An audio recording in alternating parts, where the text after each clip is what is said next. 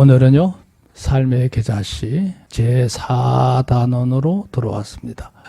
그동안에 우리가 다루었던 단계가 1단원, 2단원, 3단원이었는데요. 하나님과 우리의 축복 관계, 악령들과 우리의 불행한 관계, 예수님과 우리의 대속 관계까지 설명했습니다.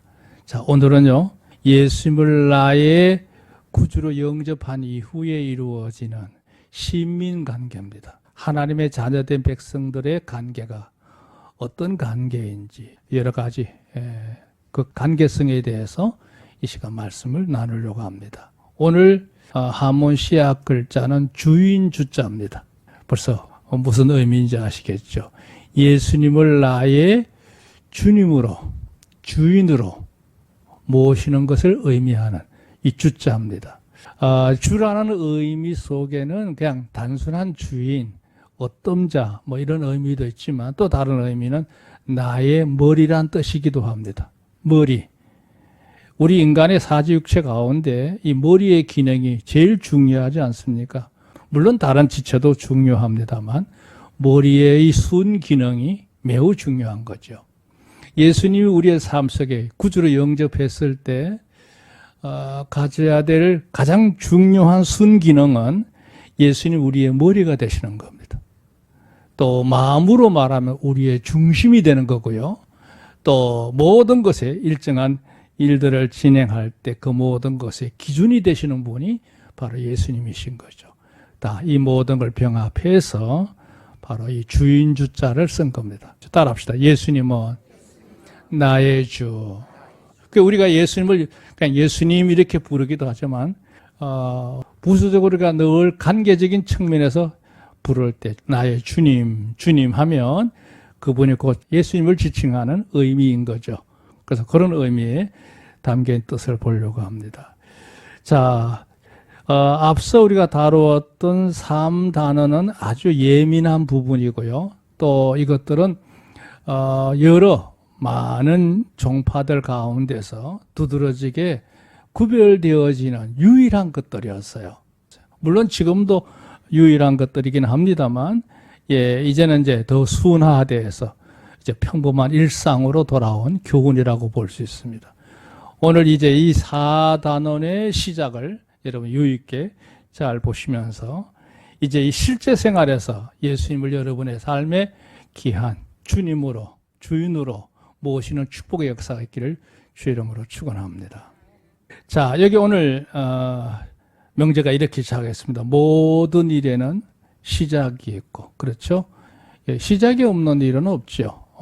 그 다음에 이유가 있습니다. 왜 그게 일어났는지, 생겼는지, 시작됐는지, 그걸 알 수 있는 이유들이 있죠.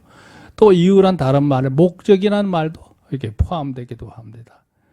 그리고 해서 진행이 되다가 끝맺음을 할 때가 오죠.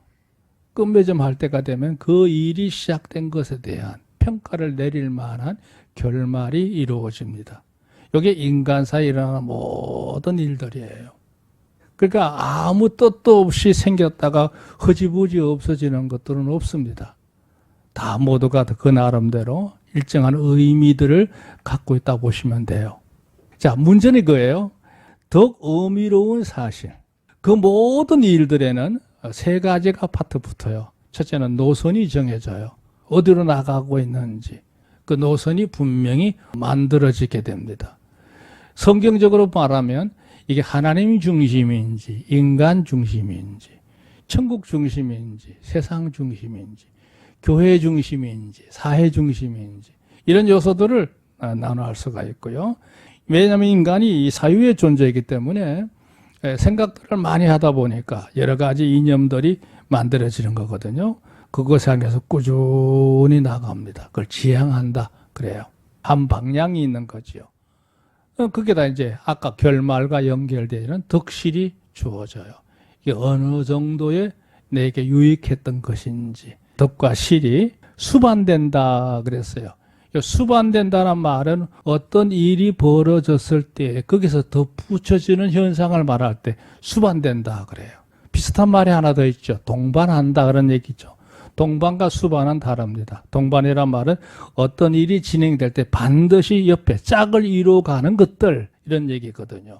그러니까 이게 오늘 말하면 모든 일의 시작과 이유와 결말에 따라서 그 노선과 지향과 득실이 반드시 뒤따르게 된다는 거예요. 자, 한 단계 더 올라갑니다. 또한 여기에는 한 국가든지 뭐 사회적인 여러 단체라든지 심지어 개인에 이르기까지 아무도 여기서 예외는 없습니다. 다 해당된다는 거예요. 자, 문제는 이렇게 됐을 경우에 대개의 사람들, 이 모든 일이 진행될 때 일어나는 특별한 현상, 특징이 하나 있어요. 자율이에요. 자율. 내가 하고 싶은 대로, 소위 말하면 인간의 의지대로 진행하고 싶은, 하되 그게 인본주의적이야. 그 다음에 이제 현실 중심으로 이 모든 것을 진행하려고 하는 경향이 굉장히 많습니다. 그 요 문단을 잘 보셔야 돼요. 대개 사람들은 자율적이고 자기 중심이에요. 인본적으로. 그러니까 하나님 관련 없이 이 모든 일을 꾸려가려고 하는 경향. 또 무슨 뭐 내세, 천국, 교회 뭐 이런 게 아니고 그냥 내게 주어진 육신적으로 필요한 현실 중심으로 이 모든 것을 운영하려고 하는 그런 일들이 많죠. 대부분이 그렇습니다. 그것으로 일어나는 폐해라고 할까요? 참으로 아름답지 못한 결말들이 있다는 사실에 대해서 사람들이 무지하거나 몰라. 관념이 없어요. 예. 그 다음에 무시한다는 말은 뭐냐면 아예 업신여겨. 하찮게 생각해. 인정하지 않아. 그 다음에 뭐야? 무도하다 그랬어요. 무도하다. 무슨 뜻이냐면요. 사람이 마땅히 지켜야 될 도리에서 벗어나서 막무가내로 나가는 걸 말할 때 이걸 무도하다 그렇게 표현을 해요. 그런 현상으로 살아가는 모습들이 인간사에 일어나는 대부분의 일들입니다. 자, 제가 너무 무겁게 얘기했는데요. 이제부터 쉽게 설명할게요. 세상은 절대 그렇지 않다는 거예요. 왜 그러냐? 여기 두 번째 문단. 그 세상은 하나님께서 늘 하는 얘기예요. 천지를 창조하셨고 그 모든 세상에 존재하는 만유를, 모든 것들을 다 다스리시는 분이에요. 그걸 주재한다고 그래요. 그리고 하나님의 일정한 대의와 뜻을 따라서 하나님께서 그 모든 것을 운용하시는 겁니다. 그걸 섭리한다 그래요. 그 절대적인 섭리자는 하나님이십니다. 믿으시면 아멘. 굉장히 중요해요. 거기에 따르는 기준, 그 모든 것의 절대적인 군주가 누구냐? 하나님인 거예요. 하나님. 그 다음에 이제 그 하나님께 세우신 일정한 대의가 있잖아요. 도리가 있잖아요. 질서가 있잖아요. 그걸 이상이라고 그래요. 그리고 이 모든 것을 그냥 영원히 막무가내로 끌고 가시는 아닙니다. 일정한 기간을 설정하시고 하나님께서 이 모든 걸 운행하신단 말이죠. 이게 세상을 움직이시는 하나님의 원래의 모습이에요. 문제는 이러한 사실에 대해서 우리 성도들이 얼마나 제대로 인식하고 이러한 상태에, 이런 원리, 이러한 상황에 대해서 내 삶을 그 속에다 어떻게 삽입한다고 할까요? 예, 그게 연이어지게 할까 하는 것이 참 중요한 문제인데 이걸 잘해야 됩니다. 자, 여기 하나 재밌는 표현을 중간에 갑자기 넣었는데 이에 대하여 예수님께서는 한 예하로 드물어 얹은 참새 한 마리, 사람의 머리털 한 올까지도 그 절대적인 주권에서 예울 수 없다고 하셨다 그랬어요. 여기 보면 참새 5마리가 두 아사레온이에요. 이 무슨 말이냐면 잘 들어서 고쇼보면 우리가 장사의 법칙을 얘기하면 돼요. 5마리가 두 아사레온이에요. 그러면 한 아사레온 하면 몇 마리를 받아야 됩니까? 2마리입니까? 3마리입니까? 원래 가격은 2마리에 한 아사레온이에요. 근데 2아사레온을 내니까 한 마리는 뭐예요? 덤으로 준 거예요. 하나 더 얹어준 거야. 그런 거 말하자면 1+1이야. 그런데 그 더 얹어주는 하나마저도 하나님 허락하지 않으면 땅에 떨어지는 법이 없다 이러셨으니까 이 말은 뭐냐? 세상의 모든 것은 하나님의 절대적인 주권 하에 진행된다 하는 걸 의미하는 거예요. 믿으시면 아멘. 그러므로 구원받은 하나님의 시민들, 여기 시민이라는 단어, 선민도 있고 시민도 있는데요. 선민은 선택받은 백성, 이스라엘 백성을 지칭하는 1차적인 용어고요. 저는 오늘 이 시간에 신용어를 하나 써요. 시민, 하나님 백성으로서, 하나님 자녀된 자들로서 우리가 마땅히 세상을 살아갈 때 삶을 운영해 나가는 과정에서 해야 될 일이 세 가지가 있어요. 첫째 하나는 질서를 바로 지키는 거예요. 그 뭐예요? 하나님을 나의 머리로 삼고 나의 왕으로 삼고 나의 주인으로 삼고 나의 기준으로 삼고 나의 중심으로 삼는 질서의식이 필요합니다. 인간관계에서도 마찬가지예요. 사람이 가지는 의식 중에 제일 기본적인 의식이 뭐냐 물으면 저는 질서의식이라고 얘기하고 싶어요. 이 질서가 무너져 버리면 그 어떤 곳에도 아름답지 않습니다. 기쁨이 없습니다. 이 질서가 깨져버린 현실, 오늘날 현재의 모습이 아니에요. 예, 가정에서도 그렇고 사회단체적인 그렇고 모든 면에서 그렇습니다. 질서. 그건 무슨 얘기냐면 머리가 있고 순수가 있다는 뜻이고 일정한 자세가 있다는 걸 말해요. 질서. 그 다음에 이제 도리가 따라오겠죠. 예, 거기에 대해서 순순히 하나가 되는 자세. 그걸 순복이라고 그래요. 순복. 이 요소. 이거를 바로 해야 진정으로 하나님의 선택받은 백성의 삶이다. 이렇게 말할 수 있다는 거예요. 어려운 주제 같지만 아닙니다. 그냥 간단하게 얘기하면 내 삶의 주인이 누구인가를 바로 정하고 살아가야 한다. 이것이 오늘 말씀의 큰 요지라고 할 수 있어요. 자, 그래서 오늘 한 사건의 예를 이걸 설명하려고 뭐 다른 많은 교훈들도 있습니다만 이 사건이 여러분이 잘 아는 사건이기 때문에 이 사건을 예시로 들었어요. 자, 여기 일대지 오병이의 이적을 한번 고찰해보자 그랬어요. 1번, 예수님께서 이 세상에 오셔서 많은 것들을 이루셨다. 그렇죠? 뭐 하신 일이 뭐 한두 가지가 아니죠. 자, 그 예로 의문과 제한적인 것들에 대한 명확한 해답을 제시하시는 그런 일들이 많았어요. 사람으로서는 도저히 풀 수 없는 수수께끼들이 많았는데 그런 의문된 모든 것에 대해서 명확하게 그 대답을 보여주셨던 분이 바로 예수님이셨죠. 두 번째가 뭐냐? 예수님의 생애 또 하나 특징. 사람들은 각각 아까도 얘기했지만 자기 하고 싶은 대로 살고 싶은 아주 철저히 이기적이고 자기중심적인 요소가 있습니다. 그런 가치관을 가지기를 원합니다. 그렇게 삽니다. 그런데 주님은 오셔서 그렇게 사는 것이 아니다. 이렇게 사는 것이라고 하는 일정한 대의를 분명히 제시했던 생애가 주님의 생애였고요. 세 번째, 사람들 속에는 또 독선을 부리면서 그저 맹목적으로 그냥 집합의 원리를 따라서 사람들을 규합해서 행세하는 이들이 많았어요. 그렇게 해서 살다 보니까 사람들이 다 길을 잃어버려서 그랬던 시대에 주께서 오셔서 구원의 길을 바르게 정립하시고 주님이 그 생애를 마치셨죠. 그래서 주님의 생애를 말할 때 저는 나름대로 묵상하면서 명확한 해답을 주신 분이다. 두 번째, 일정한 대의가 무엇인지를 분명히 세우신 분이다. 세 번째, 구원의 개인, 계시를 인간에게 완성해서 그것을 선물로 주신 분이 바로 주님이시다 하는 거예요. 그걸 행하시기 위해서 재미있는 표현 보세요. 그걸 이해한 기사가 있었고요.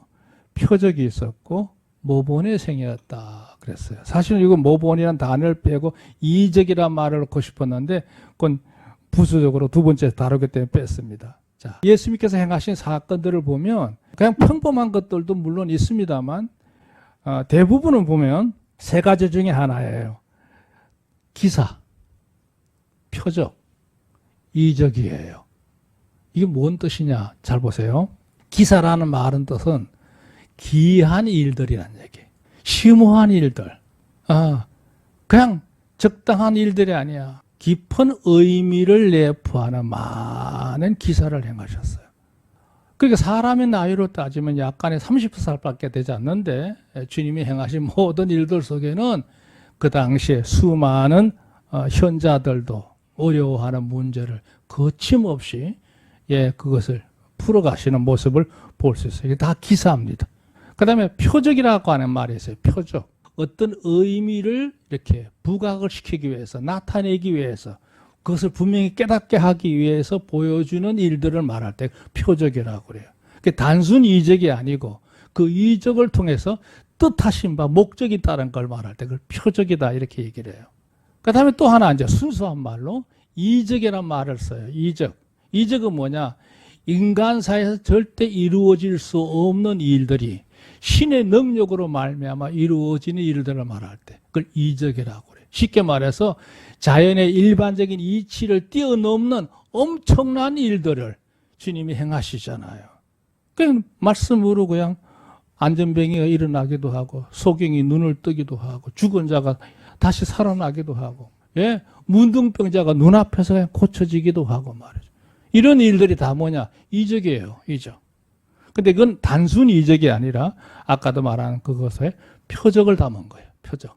그 사건 중에 하나가 바로 오늘 본문이라는 얘기를 하기 위해서 이렇게 장황하게 설명합니다. 예수님께서 행하신 이 오병의 이적. 이건 표적이기도 합니다. 이 이적을 통해서 예수님께서 분명히 우리에게 보여주신 게 있어요. 나타내 보이게 한 게 뭐냐? 보세요. 우리 인간사에게 절대 부족함으로 일어날 수 있는 난해한 현실을 안전히 해결할 수 있는 분이다 하는 것을 보여준 사건이라는 거예요.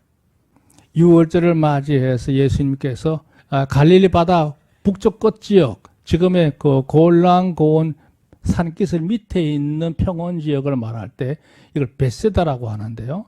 이 베세다 지역에 주님께서 빈들에서 사역을 하고 계셨어요. 그러니까 저쪽 시리아 쪽이나 다메섹 쪽에서 수많은 순례자들이 그 골짜기로 내려오거든요. 내려올 때 이 베세다를 반드시 들리게 됩니다. 조금 더 밑에서 가브나움 뭐 이렇게 그치게 되는데 그 베세다 빈들에서 말이죠. 주님이 사역하실 때 예수님의 소문을 듣고 수많은 사람들이 운집을 했습니다. 여기 있는 사람들이 한 5천 명쯤 됐다고 그랬어요. 5천 명쯤. 그러니까 여자와 아이들을 제외한 노약자들을 제외한 장정급만 한 5천 명이 되니까 여기는 뭐 10,000명도 될 수 있고 15,000명도 될 수 있는 숫자예요. 어마어마한 무리가 주님의 주변에 둘러싸게 된 겁니다. 그 주님이 말씀을 전하시게 되니까 그 말씀을 듣고 사람들이 이제 시간 가는 줄 모르고 있었는데 문제는 뭐냐? 사람이 먹어야 되는데 먹는 문제를 해결하지 못한 채로 있는 거예요. 그 주님께서 애시당초 그런 뜻을 갖고 계시겠죠. 예수님의 제자 가운데 이참에 저 믿음을 내가 좀 키워야겠다. 저 안목을 좀 바꿔야겠다는 생각을 하셨겠죠. 그 빌립이라고 하는 제자가 있는데 빌립도로 이 사람들 좀 먹어야 될 텐데 어떻게 문제를 해결할 수 있겠느냐 이렇게 한번 말을 던지면서 또 봅니다. 그랬더니 빌립이 순간적으로 머리가 돌아갔어요. 주님, 그건 불가능합니다. 이 사람들 떡 조각 조금씩 나누어줘도 200데나리온의 돈을 들여도 이 사람들 다 못 먹입니다. 200데나리온이면 큰 돈이거든요. 장정한 사람이 거의 1년 동안 돈을 벌어야 이 무리에 빵 한 조각씩 줄는지 모르겠습니다. 이런 뜻이란 말이에요. 그 빌립은 불가능하다고 본 거예요. 그 인간적인 지극히 정상적인 판단이죠. 그걸 나무랄 건 없어요. 그런데 똑같은 주님에 따르는 제자라도 또 한 사람은 생각이 좀 달랐어요. 인간적으로는 어렵지만 이분이라면 반드시 어떤 큰 일이 일어날 수 있다. 믿음을 가지고 있는 거예요. 영적인 안목을 갖고 있는 거예요.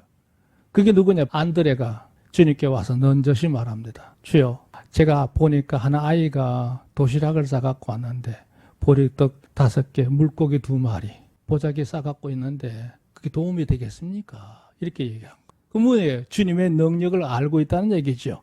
그러니까 이걸 어떻게 해서 주님이 그 능력을 바라시면 이 많은 무리들에게 얼마만큼 도움이 될까요? 이런 제안이거든요. 보세요. 아까 빌립이 하는 생각하고 빌립은 우리들 보통 사람들 생각이고 예, 안드레는요, 생각이 바뀐 거예요.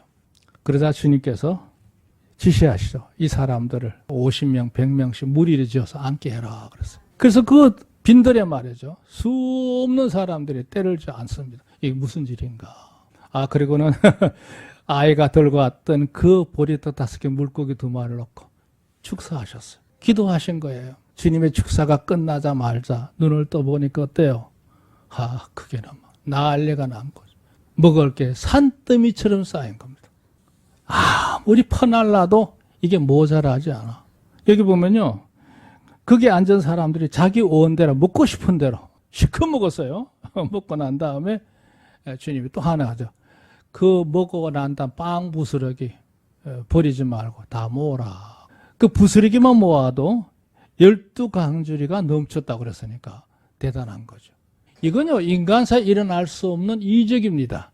근데 이거는 단순 이적이 아니고 표적이에요. 의미를 담은 사건이에요. 믿으시면 아멘. 예, 참 놀라운 일이에요. 귀한 일이에요. 그래서 기사라기도 하고 이적이라기도 하고 표적이라도 하는 거예요. 그게 뭐냐? 이거예요. 사람이 살다 보면 내 힘으로 안 되는 난해한 일들이 많잖아요. 사람이 살다 보면 이 절벽을 많이 만나고요. 막다른 골목에 이럴 때도 많고 정말로 깜깜한 밤길을 걸어갈 때도 있습니다. 다 난해한 일들이에요. 그걸 해결할 방법은 극단적인 선택을 통해서 도피하는 방법이 아니에요. 해결하실 분이 계시죠. 주님을 찾으셔야 될 줄로 믿습니다. 그러니까 난해한 현실의 안전한 해결자가 된 거예요. 먹고도 12강주리가 남았다니까요. 그 12강주리라는 의미도 커요. 예. 이스라엘 백성 전체를 의미하는 거예요. 거기 있는 사람들만 배불리 먹은 게 아니에요. 모든 백성이 배불리 먹고도 남을 수 있다는 뜻을 내포하고 있는 뜻이에요. 그 다음에 보세요. 또 하나의 의미는 뭐냐. 지극히 인간을 얼마나 사랑하시는지. 이 배고픈 인생들에 대해서 긍휼히 계시는 주님의 그 놀라운 긍휼하심. 그러니까 인내한 긍휼이라고 그랬어요. 인내.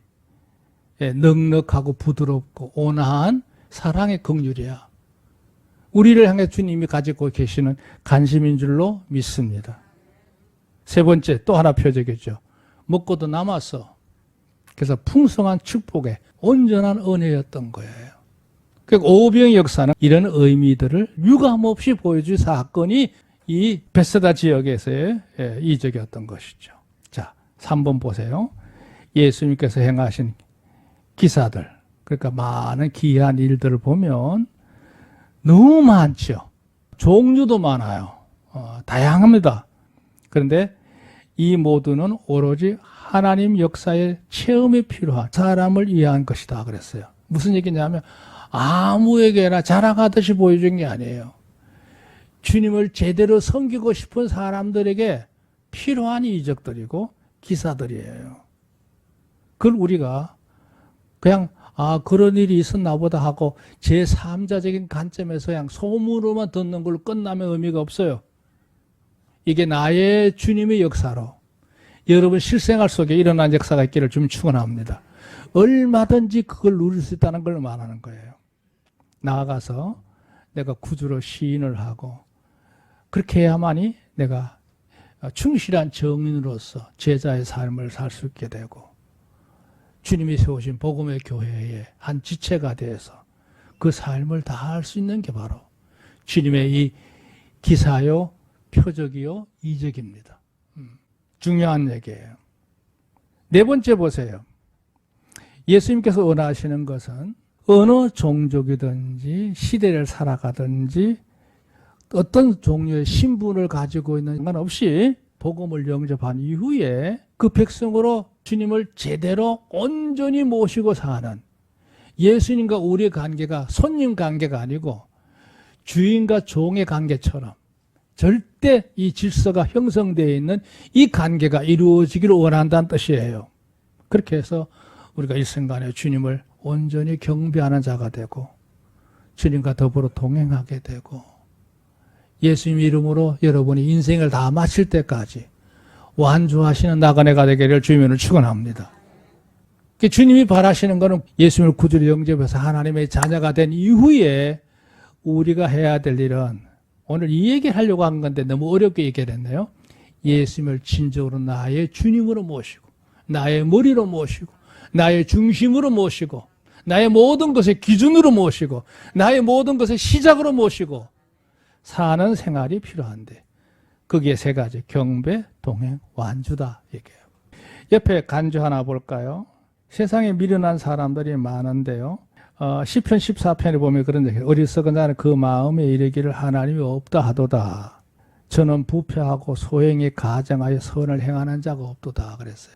하나님을 막무가내로 거부하거나 부인하는 사람들, 무신론자 다 포함합니다. 근데 실제로 말할 때 무신론자가 있을 수가 없어요. 제가 살아보니까 인생은 어떤 계기를 통하든지 하나님이 계신 것을 다 인지하도록 되어 있습니다. 인간이 가지고 있는 능력을 볼 때 모든 인생은 신의 존재를 느끼게 되어 있습니다. 자연 계시로부터 시작해서 특별 계시이기까지 신의 존재를 얼마든지 느낄 수 있어요. 근데 왜 부인하느냐? 왜 없다고 하느냐? 이 고의성을 갖고 있는 거예요. 그래서 불신자는 있을지언정 무신론자는 있을 수가 없는 거예요. 그러니까 사람은 둘 중에 하나예요.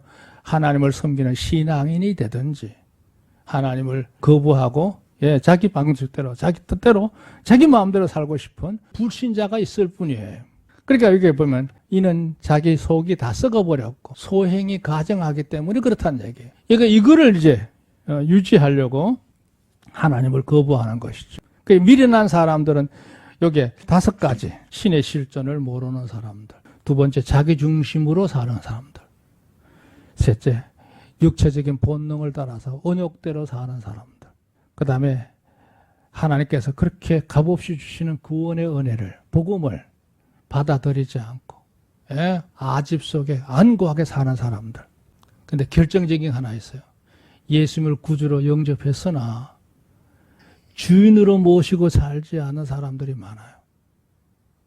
누굴까요? 구원받고 하나님의 자녀가 되었지만 여전히 세속인과 다름없이 사는 사람들, 다 그 미련한 사람들입니다. 우리 성도들 말이에요. 예수님을 구주로 영접했다고 하면서도 여전히 예수님을 나의 참 주인으로 모시지 못하는 성도들은요, 미련한 자들이에요. 불쌍한 사람들입니다. 이 얘기를 꼭 하고 싶었어요. 자, 이게 제 최종적인 본론이에요. 예수님이 왜 우리의 주인이 되어야 되느냐, 어떤 분이시기에 그러냐, 이거예요. 예수님의 절대 주제에 대해서 설명할게요. 지극히 정상적이고도 건강한 그리스도인들은 한결같이 천지의 주제이신 예수님을 일상의 내 모든 의식 가운데, 이념 가운데, 또 나와 모든 관계에서 주님을 모시는 태도, 그리고 모든 일대에서 적용할 때에 예수님이 반드시 나의 주인으로서 나의 머리가 되고 중심이 되고 기준이 되고 시작이 되는 분으로 섬기고 살 줄로 믿습니다. 이게 온전히 주로 내 마음에 확신을 하고, 이게 사막의 사막, 소주 이름이 아닙니다. 확신이 필요하고요. 확립이 필요해요. 굳건히 세워져야 돼요. 그것만 있는 게 아니에요. 확충한다 그러죠? 이 말은 늘리고 넓히고 세우고 높이고 하는 걸 갖다 확충한다고 그래요. 제대로 주님의 세계가 나를 통해서 높아지고 넓어지게 되고 또 충실히 세워져가는 역사가 있기를 주님은 축원합니다. 왜 그러냐? 예수님의 절대 주인인 이유가 있어요. 여기 5가지 설명했는데, 첫째, 그분은 세상의 주인이에요. 이 세상의 최고의 절대적인 군림자는 예수님이셔요. 지금은 악령들이 모든 걸 다 지배하는 듯 하지만 저들의 날들은 길지 않습니다. 다 무너질 겁니다. 두 번째, 만물의 주인 되시는 분이 예수님이죠. 당연히 그렇죠. 그분이 만드셨으니까요. 창조하시고 주재하시고 운행하시는 분은 삼위 하나님이시잖아요. 그러니까 우리가 청지기 사명을 감당하는 이유가 바로 이 모든 만물의 주인 되시는 하나님을 인정하는 경배의식이잖아요. 그래서 항상 제가 예물을 놓고 기도할 때도 예, 경배 예물의 11조를 받으시옵소서. 이렇게 보고를 하여. 예, 그 이유가 바로요. 질서 예물이기 때문에 그래요. 세 번째, 섭리의 주님. 모든 사건 속에 주님이 관여하지 않는 일은 없습니다. 예. 사람의 생사화복뿐 아니라 모든 것들 다. 그게 재밌는 말을 써요. 생사화복은 고정이 아니고 유동이다 그랬어요. 인간에게 일어나는 이 모든 일들은 개인적으로 깨닫게 되고 확신하고 그 선택하는 길을 따라서 하나님의 역사가 있기 때문에요. 네, 그런 거예요. 네 번째, 우리 자신의 주인으로 주님을 온전히 모시는 것. 이거 중요해요. 그 천하를 논하는 지식이나 권세나 역량을 가졌을지라도 정작 가장 중요한 것은 내 삶의 주인이 누구인가를 바로 정하는 일이다. 그래야 인생이 제대로 사는 거예요. 다섯 번째, 장차 우리가 들어갈 천국의 주인도 바로 예수님인 줄로 믿습니다. 너희는 마음에 근심하지 말라. 나를 믿어라. 내가 너희를 위해 처소를 예배하러 간다 그랬잖아요. 가서 다 예배하면 내가 너희를 나 있는 곳으로 인도하리라 그러셨어요. 이게 천국의 주인입니다. 자, 큰 산본에 관계된 이상적인 주종관계. 이건 오늘 저녁에 말씀을 나누도록 할게요. 자, 중요한 거 오늘 얘기 어렵게 생각하지 마시고 이거 하나만 마음에 담읍시다. 그 뭐냐 하면 예수님을 나의 구주로 영접했을 때 우리가 하나님과 앞에서 이루어지는 대속의 은혜를 덧입었잖아요. 이제부터는 그 예수님이 나의 모든 것의 머리가 되시고 그분의 지도를 받아야 돼요. 또 그분이 나의 모든 것의 중심이 되어야 돼요. 그게 주에 담긴 의미예요. 예수님을 가장 소중한 자리에 모시고 사는 성도로 승리하기를 좀 축원합니다. 그 관계가 이루어져야 돼요. 예수님과 나와 관계에서 주인과 종의 관계가 형성이 돼야 그 다음에 모든 은혜로운 역사들이 본격적으로 진행되는 거예요. 앞으로 이제 오늘뿐만 아니라 5번 더 얘기할 거예요. 주님이 어떤 분들에게 역사하는지. 그 첫째 단위가 바로 예수님은 나의 주님이시다. 나의 주인이시다. 분명한 의식을 가지기를 주님으로 축복합니다. 하나님께서 함께 하실 줄로 믿습니다.